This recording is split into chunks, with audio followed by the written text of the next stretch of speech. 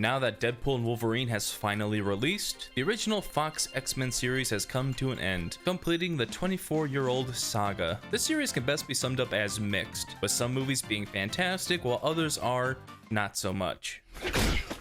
So I'm going to rank each of the 14 X-Men films on this tier list and find out which ones are trash, and find out which ones are some of the best comic book movies of all time. And I'm going to start where this series began.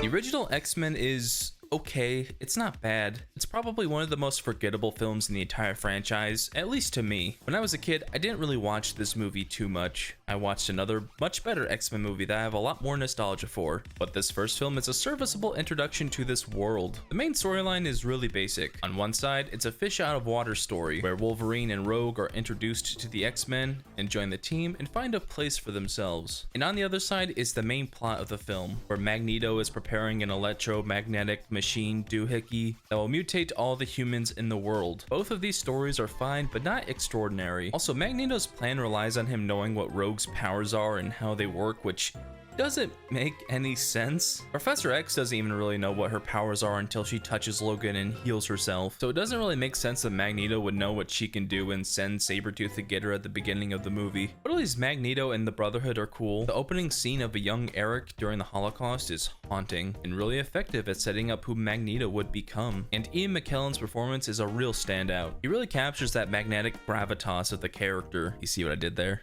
Magnetic. I also like Sabretooth as the big bad secondary villain. Toad is a lot of fun, he does a cool little dance. And Mystique is iconic. Her reveal in Senator Kelly's helicopter is so memorable. But on the other side, the X-Men aren't as developed. Storm, Jean, and Cyclops are kinda boring in this movie. The film is more concerned with making sure the audience knows who these characters are and what their powers are, so they don't get a ton of character development. But Storm does have a cool moment where she kills Toad with one of the most memorable lines of all time. Do you know what happens to a toad when it's struck by lightning?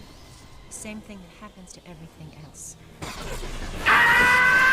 It's so funny. It's part genius and part dumber than a sack of potatoes. Patrick Stewart as Professor X is just as iconic as Ian McKellen's Magneto. These two go together like PB&J. You can't praise one without the other. And I think Patrick Stewart does a really good job capturing the essence of this really caring teacher figure. But Wolverine is really the standout of this movie. Hugh Jackman as Logan is one of the greatest comic book castings of all time. And it's kind of crazy to remember that he was almost played by Russell Crowe. But Jackman really gives his all to this character. Especially in this first film, he really captures that feral, animalistic side of Logan, and he has a well-crafted character arc of growing closer to Rogue and the other X-Men and finding a place to call home. He stops living his life alone and is now with people who are like him. It's not mind-blowing or anything, but it works. Also, since this movie is from 2000, it hasn't aged all that well. There are a bunch of special effects shots that look rough. What the hell is even that? But the action scenes themselves are really well crafted. Wolverine's fight with Mystique is an all-timer, and his fight with Sabretooth on top of the Statue of Liberty is equally as memorable, especially this shot with the crown.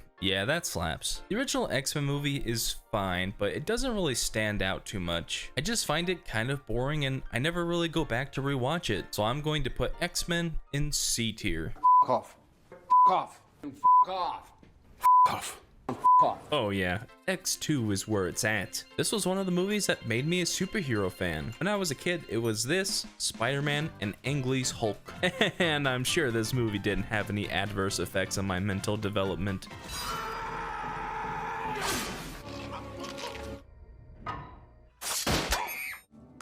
X2 immediately sets itself apart from the original film with its opening scene. Nightcrawler's attack on the White House is one of the greatest action sequences of all time. It's so kinetic, creative, and makes full use of the character's powers. And outside of Wolverine, Nightcrawler is by far my favorite X-Men. That's probably because of how cool he was and all the stuff I had growing up as a kid. He was insane in Marvel Ultimate Alliance. He is of course fantastic in this film, and he was my favorite character in X-Men Evolution, which is to this day my favorite X-Men cartoon. I even have this cool Nightcrawler print signed by Stephen E. Gordon, who designed the characters on that show. X2's story is almost impossibly good because it has so many different individual stories weaved together into one coherent narrative. There is the main plot where William Stryker captures Charles Xavier and tries to use him to kill all the mutants on Earth. There is a story where the X-Men and Magneto have to team up to stop him. There is also Magneto's own motives. which results in him trying to use Charles to kill all the humans. There's also the romance plotline between Rogue and Bobby where they can't make any physical contact. Pyro even has a story of his own of joining Magneto's Brotherhood, and there's even more than that. Some of these stories are obviously not as well written or memorable as others. Like, I really don't care for Rogue and Iceman's romance problems. I just don't. But every story feels like it has a place in the greater narrative. And I haven't even mentioned the best story in this movie, the Weapon X plotline. Wolverine gets so much development in this film. He starts out as a lone wolf who's focused on his past. He wants to know who he really is, what happened at Alkaline Lake, and where he got the adamantium in his bones from. But over the course of the movie, he learns that whatever life he had in his past isn't nearly as important as the life he has now. So he abandons his search for answers and solidifies himself as an X-Men. It's a really well told story that goes to some really dark places but has a touching ending. And a lot of this film works only because of its villain, William Stryker. There has never been a more vile villain in the X-Men series. His hatred for mutants knows no bounds, as we the audience see the different experiments he conducts on people like Wolverine or Lady Deathstrike or Nightcrawler, or worse, his own son. I like how the movie actually gives Stryker a reason for his hatred, but doesn't ever try to defend it. And Brian Cox is absolutely phenomenal. This is one of his most memorable performances. Also, the action scenes go incredibly hard. I already talked about Nightcrawler's opener, but Logan's fight with Lady Deathstrike, the X-Jet chase, and all the fights within the Alkaline Lake bunker are all well choreographed and extremely engaging, but nothing quite tops the assault on the X-Mansion. This action set piece set the gold standard for Wolverine fights, and even though this movie is rated PG-13, this is still very brutal. I'll always remember Wolverine pinning this guy to the fridge, or stabbing this soldier's foot, or the iconic jumping off the banister. Also, Colossus makes a cameo in this sequence, and I instinctively clapped. I don't know why I did that. I've seen this movie a million times, but I clapped. I will say though, Jean's sacrifice is a little meh. Both this movie and the previous film didn't focus on her too much, and it's kind of hard to feel anything during this scene. But I think all the performances in this scene are really great, especially James Marsden. So at least they saved this scene a bit. X2 X-Men United is a wonderful piece of superhero cinema, and it's always a joy to go back and rewatch. So I'm going to put X2 X-Men United in S tier. X-Men The Last Stand is probably the most hated of all the X-Men movies, but honestly, I don't absolutely hate it. It has its problems for sure, but it's not nearly the snooze fest that is the original film. The biggest issue with the movie is the fact that there are simply too many story elements that don't mesh together very well. Most notably, the Dark Phoenix story really has no place in this movie. It really feels like it was tacked on. Jean has almost nothing to do with the mutant cure plotline, even to the point where she's present for the final battle, but she doesn't do anything until the X-Men already won, and her inclusion absolutely tanks the pacing. I really want to know more about this mutant war that's coming, but the movie has to make time for the X-Men to find Jean at the lake and bring her back to the mansion, and for her to kill Professor X, and for Logan to go to the middle of the woods to get her back, etc, etc. The parts of the movie that really focus on her are so dissatisfying, and this story also heavily focuses on Logan's romance with Jean, which I hate. I haven't mentioned it until now, but I despise a love triangle between Logan, Jean, and Scott. Well, I guess in this movie it's not really a triangle, cause, you know.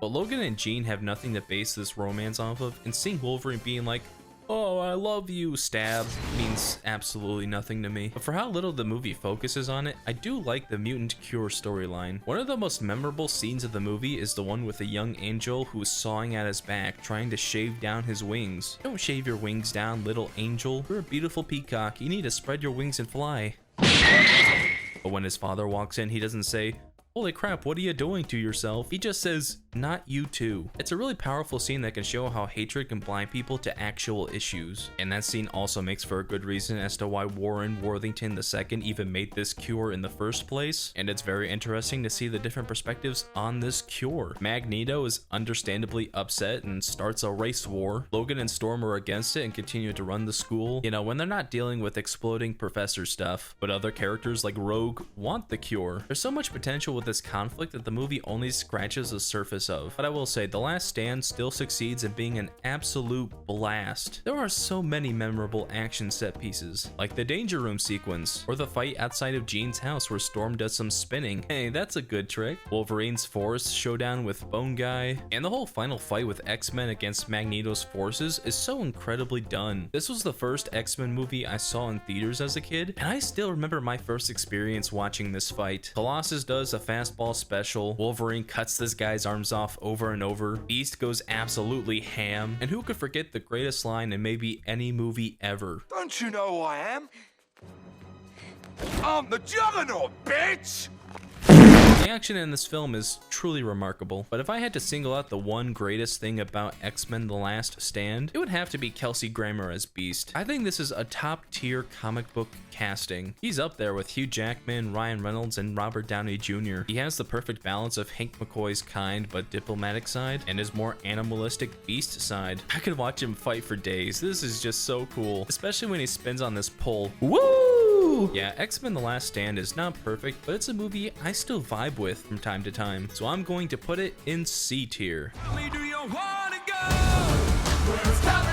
For as long as I could remember, I have had one least favorite movie of all time, one film that I have despised more than any other, and that movie is X-Men Origins Wolverine. Oh, where to begin? First of all, this movie looks absolutely terrible in just about every way. The green screen, the CGI, the action scenes, everything. You can take any scene from this movie and it probably looks terrible. All the action scenes either have this hyper fast cutting style where it's hard to make out what's happening, or they have that Zack Snyder slow-mo fast mode that just looks terrible. There's also some really funny cable work in this movie, like when Sabretooth scales this building. If you're enjoying this video, and if you're not already subscribed, why not hit that subscribe button? We're getting really close to my goal of 10,000 subscribers, and it makes sure you never miss a new video from me. Now back to the video. And the environments that these characters fight in look super artificial, especially the final battle on the silo. Seriously, who looked at this and said, oh yeah, that's good to go? But you know what? Sometimes green screens aren't as good as they hoped. Sometimes action scenes don't come out the way the filmmakers envisioned. That's part of the filmmaking process, and those things can be forgiven. But something I can't forgive are these god-awful CGI claws.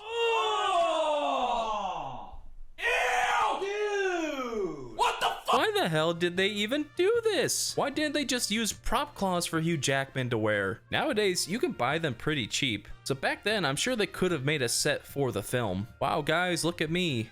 I now have better production value than a major motion picture, and it only cost me $20. The film story is pretty flimsy. I think the main plot where Wolverine just wants to kill Victor and Stryker is mostly fine, but there are a bunch of twists and turns that are just unnecessary. Why is Wolverine's wife a double agent? Why did she have to be part of Stryker's scheme to give Wolverine the adamantium? And it doesn't actually add anything to the story. If Sabretooth did actually kill her, I'm sure Wolverine would have gotten the adamantium anyway, and the events of the movie would have played out the exact same way. And by the end, she dies anyway, so what was the point of any of this? Please, I'm so sorry. Also, why are Wolverine and Sabretooth brothers now? They clearly weren't brothers in the first X-Men movie, and they aren't brothers in the comics. And them being brothers doesn't actually impact the film that much. They could have just been good friends or war buddies or something. And a lot of the side characters are just awful. Will.i.am's character is dumb as heck. Why did you think you could beat Sabretooth by yourself? Are you stupid? Congratulations, you played yourself. The Blob is fine, but he presents a major tonal shift for this movie. This goofy boxing match is coming off the heels of those old people being brutally murdered, and it's very jarring. Seriously, those old people got messed up. Also, Gambit's in this movie. And then there's the big one, the thing everyone has made fun of in this movie, the thing future films in this series have even made fun of. Deadpool. What even is there to say about this version of Deadpool anymore? Terrible design, terrible use in the film, they took away his mouth, and by the end he isn't even played by Ryan Reynolds anymore. By the end of the movie, he's mostly played by Scott Adkins. I can go on and on about how terrible this film is, but the more I talk about it, the more brain cells I lose. I'm not even gonna put this movie in F tier. It belongs in a tier below F. So I'm putting X-Men Origins Wolverine in Hell tier. I was aiming for your spine. Damn it! Joe, I'm so sorry. I'm a terrible shot. I X-Men First Class is a solid X-Men film. I don't think it's quite on par with some of the top tier films in this franchise, but it's far from the hell pit that is X-Men Origins Wolverine. For starters, I think the story works pretty well. It incorporates the origin of the X-Men team with these huge global events in a really interesting way. The CIA learns that a team of mutants are working with enemy countries and starting the next world war, so Moira McTaggart seeks out Charles Xavier and they assemble a mutant team of their own. This is a story that works for Charles especially because he's an optimist and very eager to show the world that mutants can do good. The story also perfectly weaves in Magneto's origin. It's really cool how First Class extends the opening scene of the original X-Men movie and introduces Sebastian Shaw as the man who kills Magneto's mother and sends him down the path of vengeance. And the story actually has a really nice pace to it where we're slowly introduced to the state of the world, as well as the younger versions of Eric and Charles who are either partying or hunting down Nazis. Boy, that escalated quickly. Wow, what a strange dichotomy. But this story works only because of how solid the villains are. The Hellfire Club are very formidable foes, and they're very different from previous enemies in this series. They inflict their will on others by secret intimidation. They command all sides of this global conflict, like how Emperor Palpatine controlled the Clone Wars and Star Wars. And Sebastian Shaw is maybe the most sinister villain in this series, and that's only because they never actually introduced Mr. Sinister. He's just this evil man who thinks he's superior to others. He's a simple villain, but it works. And Kevin Bacon is so underappreciated in this role. He truly gives one of the best supervillain performances in this movie. It's also interesting how Shaw really is responsible for the creation of Magneto. At the end of the movie, when Magneto turns on Charles and the rest of the X-Men and plans to kill all the humans, it's the words of Shaw that he's speaking. But in one of the best shots of the movie, Magneto slowly pushes that Nazi coin through Shaw's skull because, while even though they fight on the same side, You killed my mother. the emotional heights of this movie are spectacular. I will say though, the rest of the club are not as interesting. Emma Frost, Azazel, Riptide, and Angel are all pretty boring, and I'm clearly not the only one who thinks this because they all died in between movies. Oops. But the X-Men are much better. Banshee and Havoc don't get a ton in this movie, admittedly, and Darwin somehow dies. The main problem that we have right now is we've got a problem. I know everyone clowns on the character whose ability is not to die dying, but it really is just a laughably huge oversight. However, I do think Charles and Eric are pretty well developed. They have a really well-written friendship, and it's nice to see them form a bond with one another. And it's also really sad to watch them fight in the end when their ideals clash with one another. And when Eric accidentally paralyzes Charles, you can see the guilt on his face. I haven't mentioned it until now, but James McAvoy and Michael Fassbender are both fantastic as Professor X and Magneto, and they only get better in future installments. I will say though, I really don't like Jennifer Lawrence as Mystique. She just feels like an entirely different character from the Rebecca Romijn version, even though, yeah, Rebecca Romijn makes a cameo in this movie. I also don't love how her story of becoming more comfortable with who she is results in her trying to get with a bunch of dudes. It's really awkward at times. The last thing I'll say about this movie is that there is a bunch of really bad, cringy dialogue, and these are just some of the ones I found. Let's just say I'm Frankenstein's monster. But I'd rather a bunch of guys stare at me with my clothes off than the way these ones stare at me. Mutant and proud. But yeah, X-Men First Class is still a solid film in this franchise. It has some really high highs, but some really low lows. So I'm going to put it in B tier.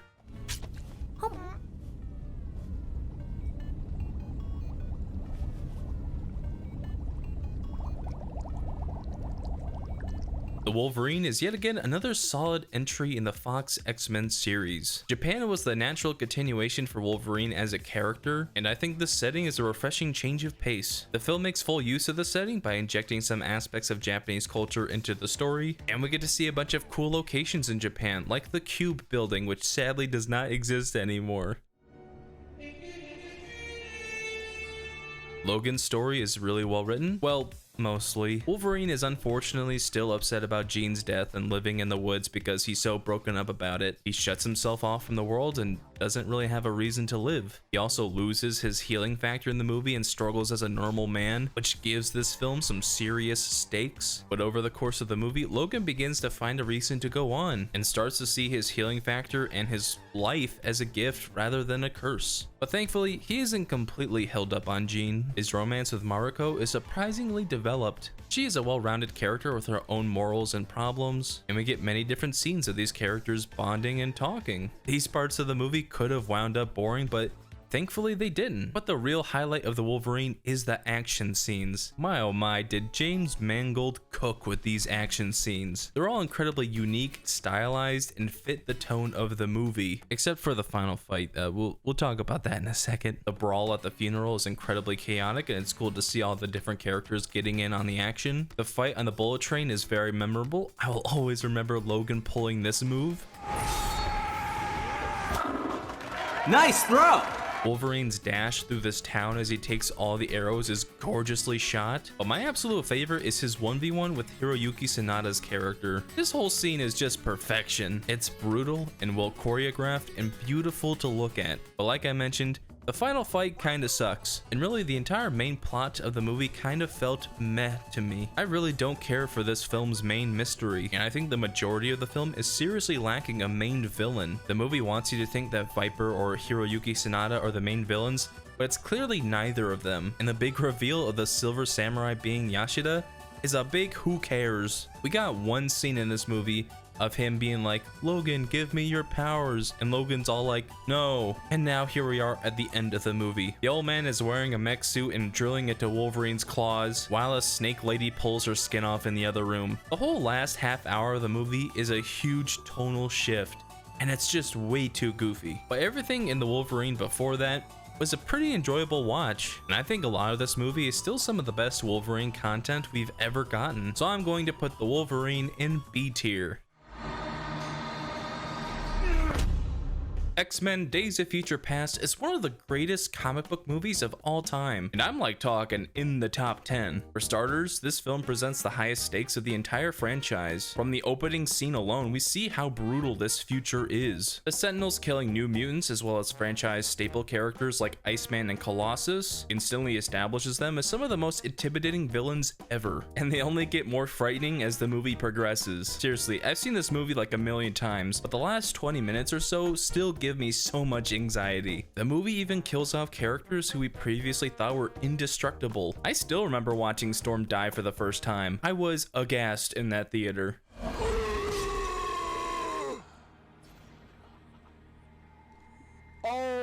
And as the film cuts back and forth between the past and the future, the tension builds until the finale of the movie, where Raven's decision to kill Boulevard Trask or not decides if this dark future even happens. Days of Future Past really is a masterpiece in both editing and suspense. Also, the time travel elements of this movie are seamless, and unlike Avengers Endgame, it actually does make sense. Wolverine is sent back to change the past, which changes the future, and that's exactly what happens. It's as simple as that. There's no multiverse nonsense to overcomplicate things. It makes sense for Wolverine to be the one sent back, and it's really interesting to see how this now older and wiser Logan tries to convince young Charles and Eric to work together. And the adventure these characters go on in the past is incredibly well paced and full of memorable moments, like Logan's scuffle with Beast at the mansion, or Quicksilver breaking out Eric from the Pentagon, and the whole final showdown. And I especially want to highlight this final fight. It's our hero's desperate ploy to convince Mystique to not go down this dark path, to not kill Trask and greenlight the creation of the Sentinels. And the scene is heightened when Wolverine, the person who was sent back in the past to stop this, is thrown from the battlefield and can no longer change anything. And the only reason why Mystique decides to do the right thing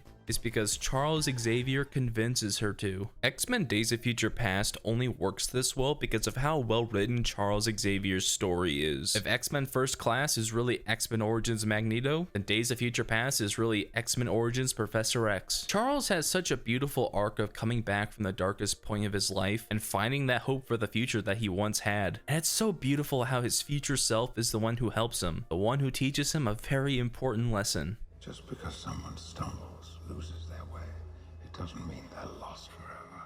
And it's so impactful when Charles uses that lesson to help Raven at the end of the movie and show her a better path, A Path of Hope. This whole film is really the origin of the Charles Xavier we all know and love, and it's really powerful. Also, while I think all the performances in this movie are fantastic, James McAvoy and Patrick Stewart are the real standouts. They're both just so perfect. And even outside all the story elements, the film still works exceedingly well. It has gorgeous cinematography, fantastic set design, really great makeup effects, and phenomenal action sequences. This film also beautifully works as the finale to the original X-Men series. It almost brings a tear to my eye seeing all the X-Men from my childhood together and living happy lives. It's rare that the X-Men get a happy ending, and this film delivers a beautiful one. X-Men Days of Future Past is an absolutely beautiful film that delivers a heartful story, fantastic action sequences, a fun adventure, and the most X-Men story of any X-Men film. So I'm going to put it in S tier. Deadpool frickin' slaps. After Origins Wolverine, the general audience morale in this character was pretty low, but this movie changed that by telling a really solid romance story, having some impressive action sequences, and bringing the character of Deadpool to life. At this point, we all know that Ryan Reynolds is fantastic as Deadpool, but he really excels in this movie. Of course, he delivers in the more comedic moments, but I don't think he gets enough credit for the more dramatic scenes in the film. In the parts where he's sad or in an intense amount of pain, Reynolds really sells the character's struggle. For all intents and purposes, Ryan Reynolds becomes Wade Wilson. Also, the romance side of the story is really well developed. A lot of this movie focuses on the connection between Wade and Vanessa, and they're both genuine, well-rounded characters. A good amount of this movie is them talking and bonding and doing other things. And Morena Baccarin is very charismatic. It brings a lot of character to Vanessa, and you can really feel for both of these characters when Wade's cancer and disfiguration drove them apart. But really, the two things that made this movie as fun and enjoyable as it is are the comedy and action sequences. A lot of people might think the jokes and fourth wall breaks in this movie are cringe or whatever, but for me, they really work. And they're integral to Deadpool as a character because he uses humor to hide his true feelings, which is something the movie does a good job focusing on.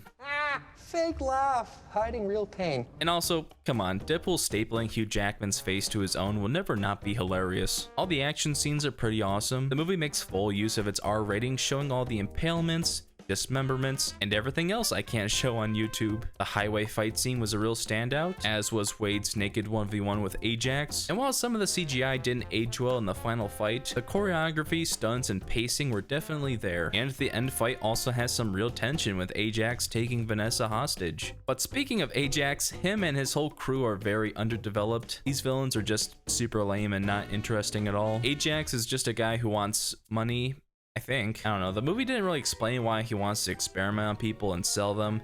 My guess is money. Also, Gina Carano is a secondary villain, which is rare because she's not really going to be in movies anymore. The X-Men are fine in this movie. Negasonic Teenage Warhead is a cool addition. A lot of her action scenes were pretty fun. I don't love Colossus though. I just think it's weird that he's a huge CGI guy now, and we never see him without the metal skin, which is weird. I mean, bro is eating cereal with his metal teeth. What is he doing? Did he take a Magic Spoon sponsorship or something? Like, what is this? So yeah, Deadpool has some minor flaws, but it's still pretty darn good. And it's probably one of the most rewatchable films in this entire series. So I'm going to put Deadpool in A tier. Oh, you playing Minecraft? I like it, cut G. X-Men Apocalypse is the longest X-Men movie to date, and boy, does it feel long. This film crams so much into its 2-hour and 20-minute runtime that it never really has the chance to breathe. The film has to reintroduce the new versions of Scott, Jean, and Nightcrawler. Mystique is doing nowadays. Has his own little story with his family in Poland, and she's discovering each of the students have their own character arcs. Xavier has a story about trying to be the best teacher he can. Oh, and Apocalypse is also here. This film is so overblown with story elements that you feel like you're getting whiplash going from story to story to story. And because of that, none of these stories ever feel that interesting, and I couldn't really get invested. And some of these flat out just do not make any sense. I don't believe for 1 second that Magneto would willingly marry a human woman. That just seems so out of character for him. Michael Fassbender does give a really fantastic performance, when his family is killed. Just the emotions that he expresses are so powerful, man. And this whole scene is such a great showcase of Magneto's wrath. This might be a bit of a hot take, but I do think Apocalypse is actually kind of cool. A lot of people don't like his design, but I don't know, I kind of mess with it. I'm not sure how you make a normal human being look like this otherwise. And he is absolutely terrifying in this movie, decapitating people with sand and sinking dudes into the floor. All his actions are downright terrifying. Although as a character, he isn't the most compelling. He has a strong central motivation of wanting mutants to rule the world again, but outside of that, he has no real character traits. I do think Oscar Isaac is really underrated in this role for what the character lacks in writing depth. Isaac tries his best to make Apocalypse a compelling villain. The rest of the cast, though, is pretty mixed. The returning cast members like James McAvoy, Nicholas Hoult, and Evan Peters all do a really solid job. Also, I think Cody Smith-McPhee is fantastic as Nightcrawler. He's so energetic and funny, and his line delivery is spot on. I'm blue.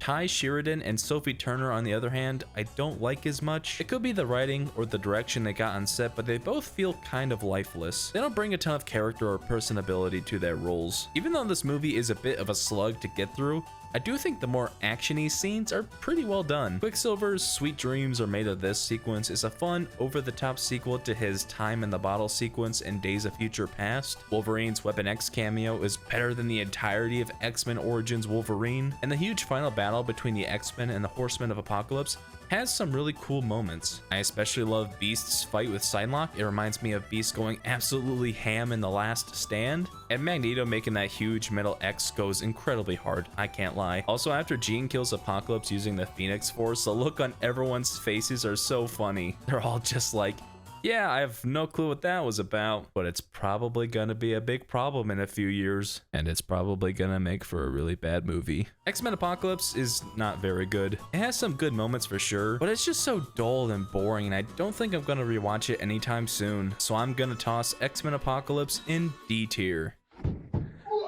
I hurt myself. I feel so conflicted with Logan, because on one hand, it does something I really don't like that kind of made me sour on the whole experience, but on the other, it's an extremely well put together movie. This is the first time we had Wolverine in an R-rated project, and they made full use of that fact. Both Wolverine and X-23 tear up a bunch of dudes, and this movie is exceptional at creating some really high stakes, because you can really care about Logan and Laura and Charles, and this family who gets absolutely obliterated.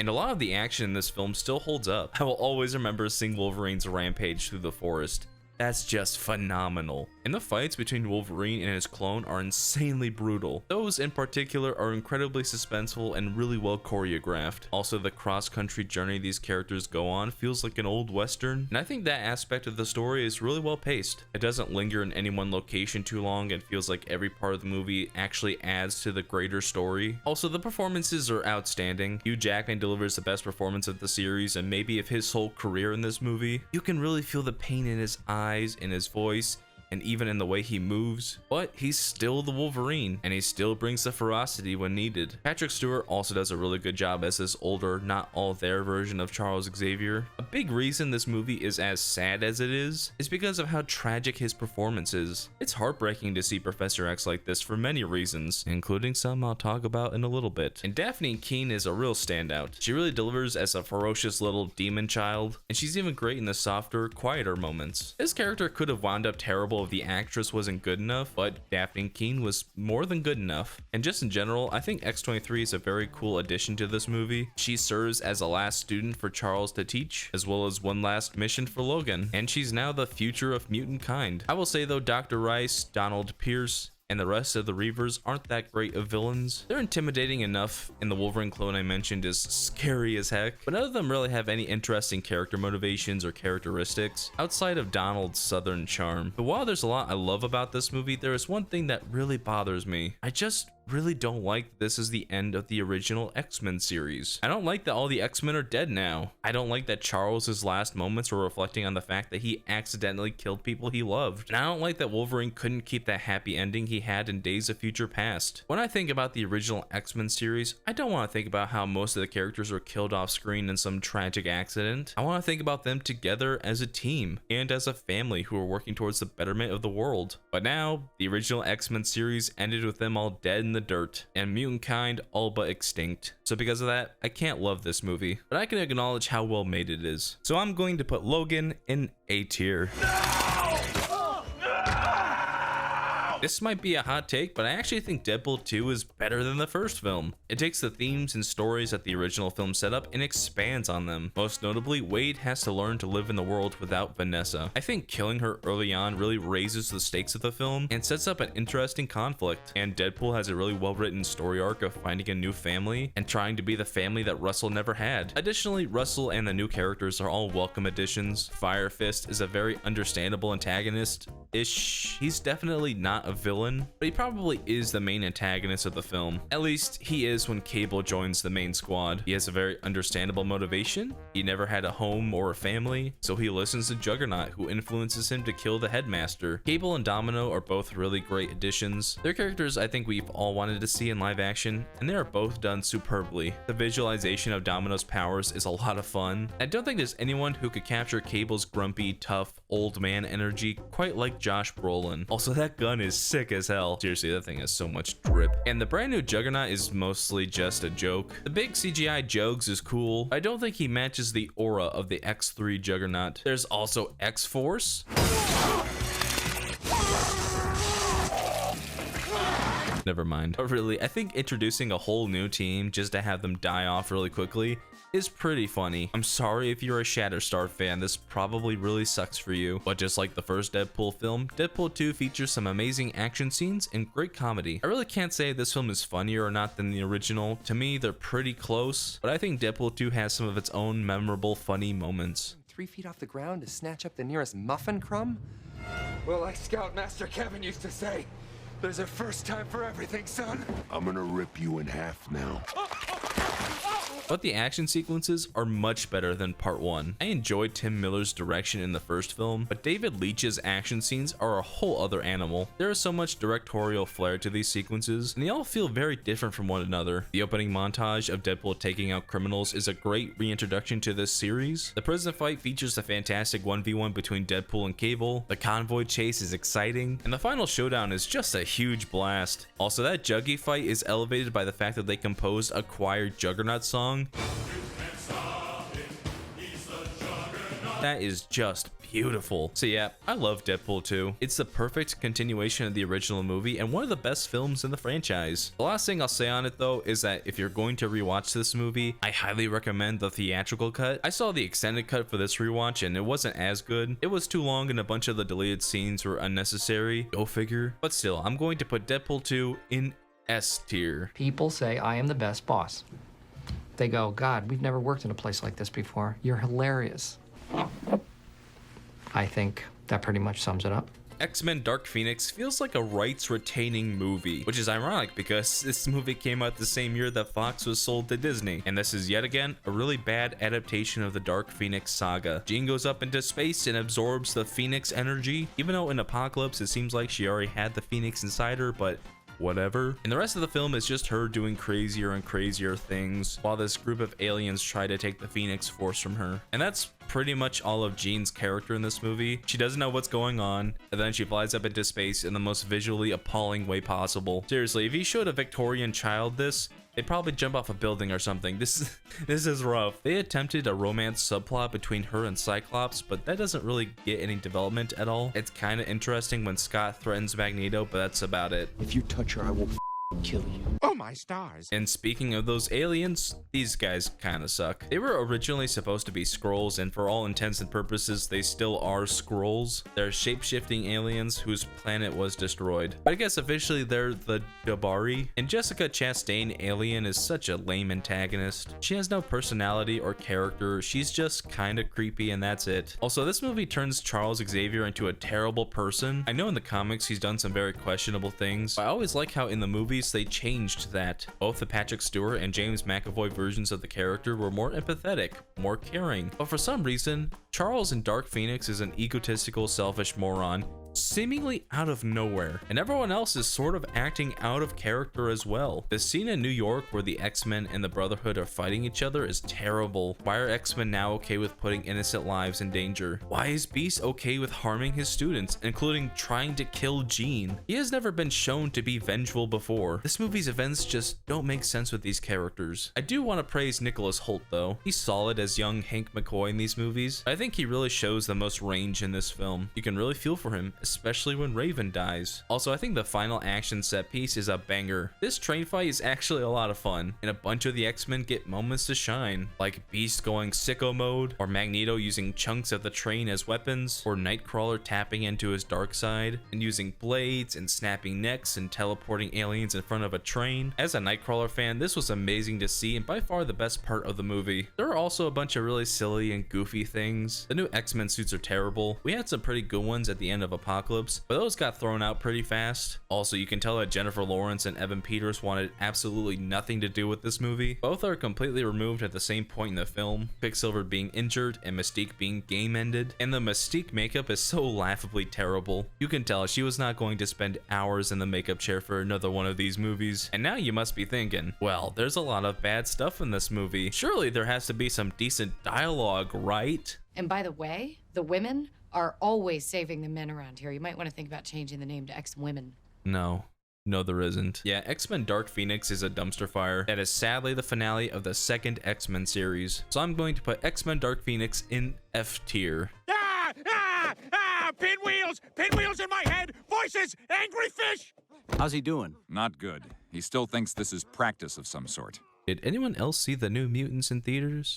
Am I the only one? Even though the Fox era of X-Men was coming to a close, I was still excited for the New Mutants. I really enjoyed these characters both in the comics and other media like X-Men Evolution, but the New Mutants is it's not very good. I really wanted to like this movie, but it just doesn't work very well. I couldn't really get attached to any of these characters. They all share the collective same character arc of trying to forgive themselves for the mistakes they made in their past and the people they accidentally hurt. And because of this, they're all on the same level of despair and they all feel very samey, which is incredibly silly to do, especially when all 5 of these characters are unique and should be more distinct from one another. It's also really bad because I think the casting is mostly pretty good. Maisie Williams is very fitting for Wolfsbane, Charlie Heaton is a great pick for Cannonball, and Anya Taylor-Joy gives a really fantastic performance as Magic. I will say though, the actors for both Danny and Sunspot weren't the best, especially Roberto. He had a few really bad lines in this movie. Danielle Moonstar.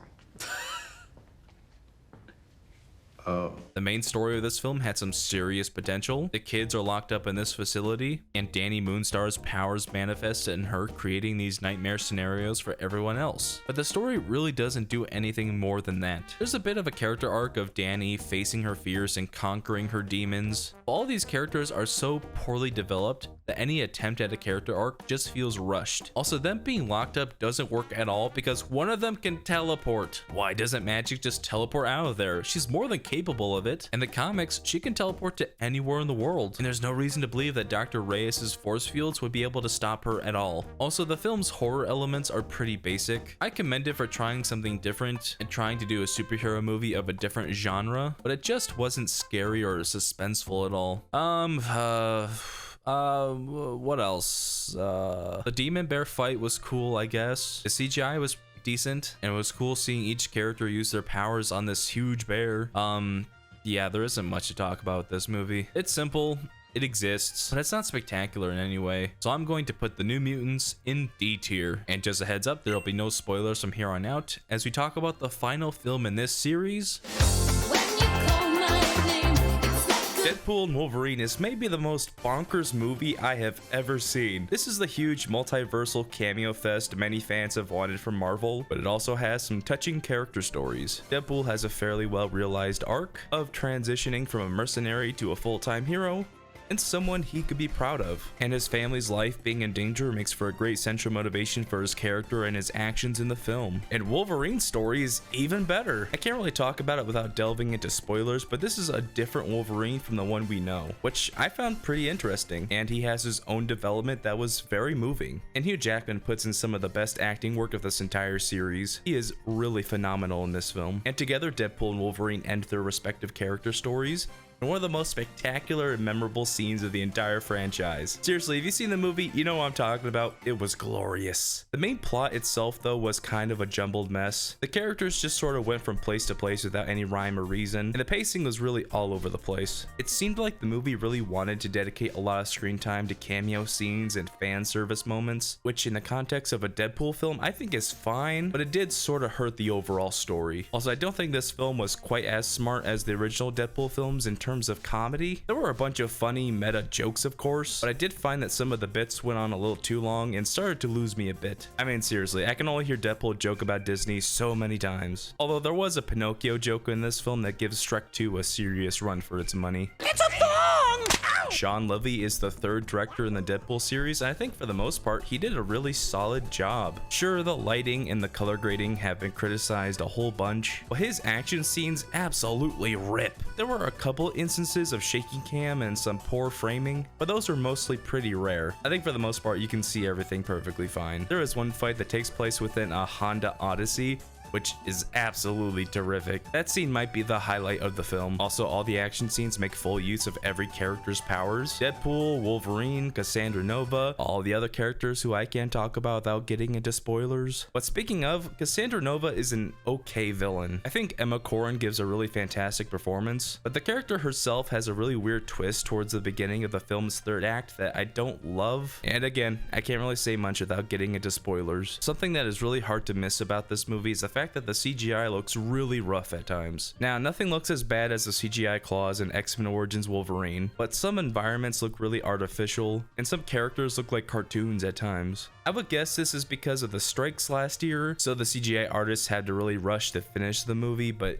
I really don't know. I just know that a lot of this movie doesn't look great. One of my biggest flaws with this movie is that Domino, Cable, and Russell weren't in the film at all, which I think causes some issues because Deadpool's like, these people are my family, I don't care about anyone else. But according to Deadpool 2, Domino, Cable, and Russell are also his family. They really should be here, even if they didn't have any impact on the story. While I have complaints about the story and some visual effects, those problems honestly don't bother me that much. Deadpool and Wolverine, if anything, is a love letter to the Fox era of Marvel films. With all the cameos, costumes, and throwbacks, this is a celebration of the past 24 years of superhero cinema. And I'm obviously not going to spoil who makes an appearance in this movie and who doesn't. Marvel has already done that in the trailers, but I found myself almost getting choked up as this film came to a close. I can actually say I grew up with the Fox X-Men movies, and it feels weird that they're finally over. And for better or worse, I honestly feel really passionate about this X-Men series, which I don't think I'll feel for the new MCU incarnation. The Fox era of films had a certain vibe to them, a certain factor of authenticity that I don't think we're gonna get from the MCU. In the past few years of hyper-polished super sludge is anything to go by, but